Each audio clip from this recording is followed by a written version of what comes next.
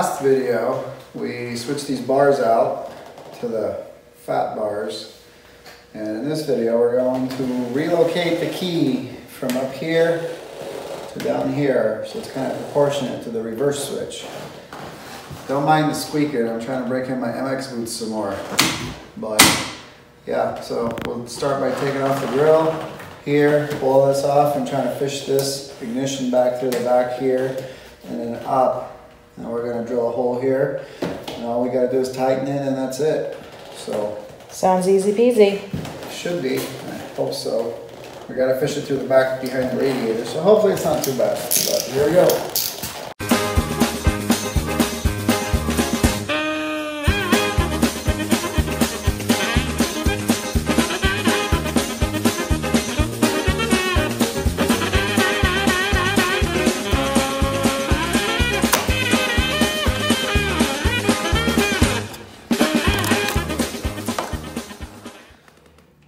Let me see that camera phone. Alright, so I didn't show it, but we unplugged this guy right here. Not quite sure why, but we did. Because I didn't know that this unplugged and I should have done it in the first place. And pull the ignition out the top, but I didn't look things over. Oh. Alright, so we ended up taking the plastics off because my plan backfired. Now, I'm not sure about the older Raptors, but the newer Raptor, this is a 16. And push this guy out. This unplugs. Yeah, it unplugs. So I could have just unplugged it at the bottom and fished it through the top, but I was trying to push this guy down through here. Which, there is enough room, but then it's kind of fishy to get your hands down in there, try to fish this guy out. So, the connector is right underneath here. It's a big old black connector like this. It's pretty tight, so I took some pliers and crimped it, and it came right out. So you can undo it at the bottom and then just pull this right through the top and fish the connector through, and it will go right through easily without dealing with this big old fat thing trying to push through. Well, live and learn though, right? Do you still have to take the plastics off if you do that? No. I had to take them off because our ignition was stuck down in there and I couldn't get it out because the plastics were away. But you can fish it out because your ignition was set up here originally, and you can disconnect this guy down at the bottom here and then just pull it out through without taking the plastics off. And then you just gotta drill your plastic and just put this guy in and then hook it back up. And that's it. But I did it the hard way to show you. So now we put the plastics back on. Let's put this gasket back on because I'm starting to get high. And now we put the plastics back on. Well, yeah, you gotta put the plastics back on now. It's actually not too bad. The only thing on these Raptors is you need to put the plastics. Depends on which piece you want.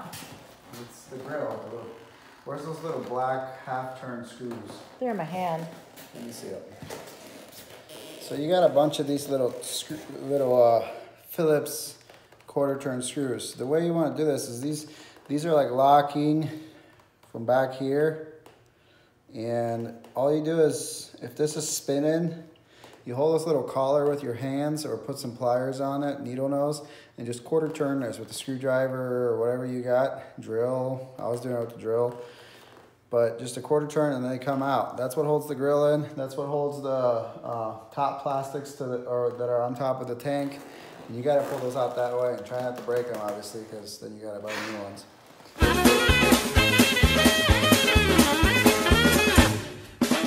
So one thing with these plastics is, see these notches here on these tabs that go into the plastics? Come here, I'll zoom in more. They got this little notch facing forward. So when you pull them off, you gotta pull them back to separate. And then when you put them back in, you just put them in and Do they go in a little slide them forward. Yeah, there's little holes that they go in, and then put your bolts through. Same thing with the top plastic up here. Actually, if you have it, let me show them how that works. If you have the top plastics. No, the blue. plastics? Okay, right here. See? So this is the top cover for the tank. This little tang here, it needs to slide forward. That's what locks it in. And then there's just 2 bolts that hold it. Other than that, that's all that holds it. There's 2 of these in the front, and they just slide in. You gotta have your gas cap off for that, obviously. And here's your fuel pump, fancy fuel injection. It's got a low fuel light and all that good stuff.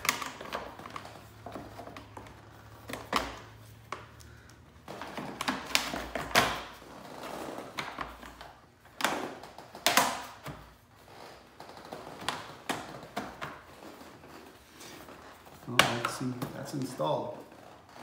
And that's all there's to it. And then there's a through bolt here that's got a knot on the other side that you gotta hold. And then there's a 10 millimeter over there, 10 millimeter in the front, and something on this side. 10 millimeter over here.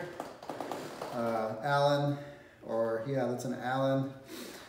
I believe it's a 4 or 5, yeah, 4 millimeter, I want to say, or 5. And then there's a nut on the other side that I believe is a 10 mil. And then there's 2 bolts here that hold it, or actually it's those plastic deals. And then there's 2 10 mil bolts here that hold it. So it's fairly easy to remove the plastics. But not for somebody who's grumpy at night that wants to be done with it already.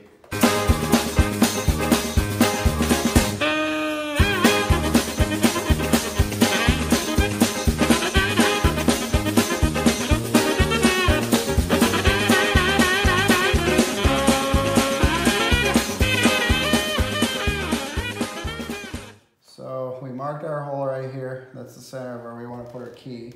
This looks to be a good spot because it's nice and flat. And also you want to look on the other side and we can kind of see where this is going to come through. So we're going to come about right there in that general area, and the wire will just run right there to connect. Now, these are sealed. Water shouldn't get in here because it splashes up here anyway, so you don't have to worry about it. This is watertight seal. This is a watertight plug connection. You won't have to worry about it. A lot of people do these relocations when they do bars or just everything in general. It just looks more proportionate to the backup switch. And that's it. If you have a step bit, it makes your life a lot easier to put this guy through. And then if you have a file, there's a little pin here, see, at the top. When you make your hole the right size, you gotta get a file and just file your plastic so this slides in. That kind of locks it and keeps it from moving around. So you want to have that oriented towards the top, because this is the top of your key. Your key's gonna go in here and something like that. And it's my opinion, this is probably better than the factory. I don't understand why they put the key up here. I mean, I guess for reliability purposes of possibly water getting into it, but this is a much better location for the key. Like everybody does this. I agree. So we're gonna get cracking on it. Step it makes your life a lot easier to do this. You can use a hole saw or something like that too, but it's just a pain in the ass. So, and if you're smart, you take a smaller bit and drill it first, but this is a tapered end and it goes right through the plastic. Just be careful.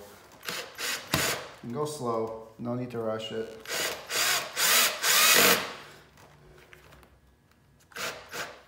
And I've also figured that this is about where I need to stop, where my bit is. I think maybe the second step tops.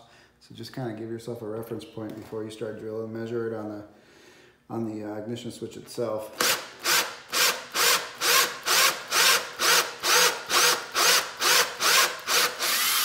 And this goes through pretty easily because it's plastic, so it's like butter.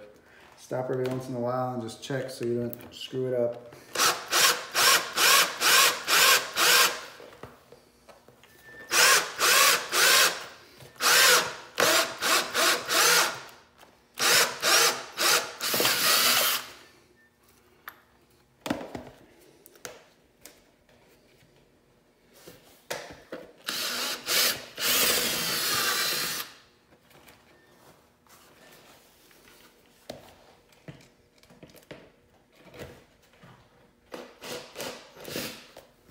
Hit it from the other side a little bit, it cleans up the hole. be careful. Because it's on an angle. We're gonna go ahead and test fit it. Now we got our hole drilled. We're gonna test fit it because it seems to be right where we need to be. So again, I didn't groove it yet, and use a little groove up here for that deal to fit. But let's see. Oh, perfect tight fit. Love it. Love it. So now we're gonna notch this guy out over here and clean up our hole. Unfortunately, all I have is a file, but that'll work.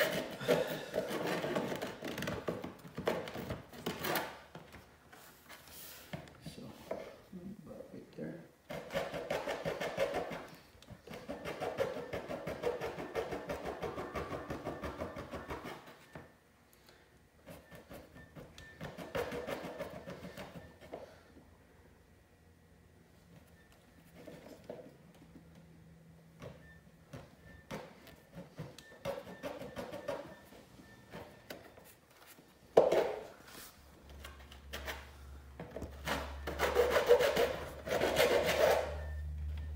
Oh, look at that notch.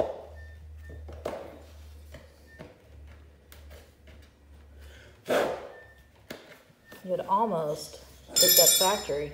Let's see if it works. I think it'll work. If not, I might need a little bit more. Might need to be a little bit wider. Yeah, wider and deeper. Oh, I was wrong. You want to go a little bit at a time, because if you take too much off, then you can't go back. I think that should work. Wait, what do you want? So we're going to do a test fit, and if it fits, we're just going to install the sucker. Oh, look at that. Perfect. So we're just going to put our collar on now.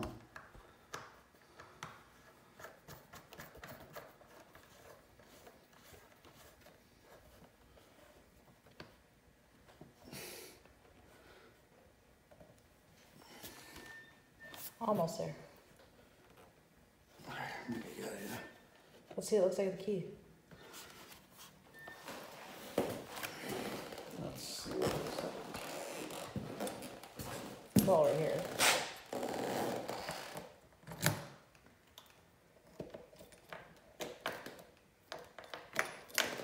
That's awesome. Sure is. So everything works fine. It's just that the old plastics that were up here sat even with the threads, and you're able to get enough of a bite.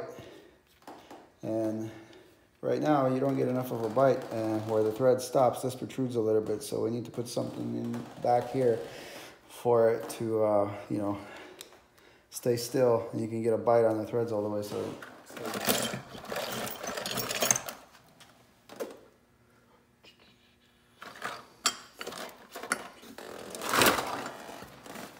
now we're going to use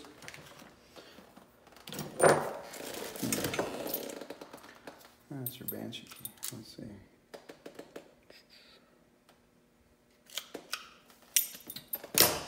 You don't want to use that anyway. Yeah. That might come in handy one day. Oh, I got a good idea. We won't be needing these anymore. Well, not anytime soon. Oh, even better. There's already one here. You're using a seal from the dome? We're going to make it a good tight fit. We're going to use a seal, an O-ring. Ta-da. That should be enough. Let's go try it. So we're going to use this O-ring as our washer, and it'll make a watertight seal. Not that it makes a difference, but it's just going to give it enough surface area where the O-ring will squish and provide a perfect O-ring for the threads to grab. Look at that. Is it tight now? Almost. Let me just put a little bit more on it. A little bit more pressure. Suck this guy in. Sometimes Perfect. it's good to have junk laying around. Oh, I always have junk laying around. You can't get rid of junk. I'll just clean this up a little bit tomorrow. We took the sticker off. Sticker. Actually, the O-ring filled that groove nicely in there too, so it's it'll work perfectly. Sweet. Look at that. Look Nice. at that. That looks good. It's nice and tight. That is not going anywhere. Roll. So here's your connector that goes to the harness, and here's our ignition connector. So I'm going to feed it back through here. Now, so if you'll hold the phone, so you can have a little light here, because it's nighttime. And you ain't got no good lighting up in here. And we're just going to find this guy here. And plug it in. It only goes one way, so you can't screw it up. There it goes. And this is a watertight connection. And then this guy can just go and tuck back there behind the coolant tank. There's plenty of room for it. And actually, I think you should zip tie it up to that headlight bracket. Give me those pliers. I screwed it up. I need to go. Yeah, But you see how tough this is? You gotta squeeze it really tight. And then pull it out. It's a hard connector.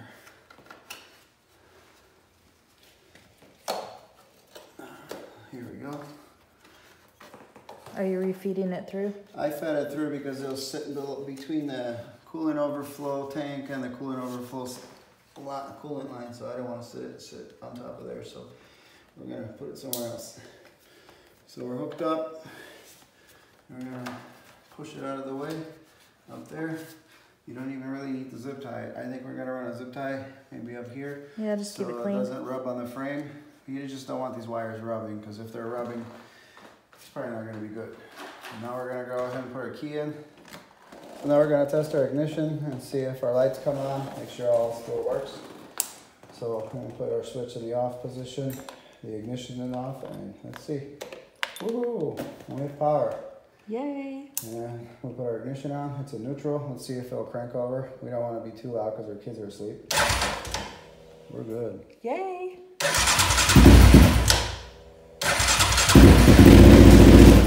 Sweet. Nice.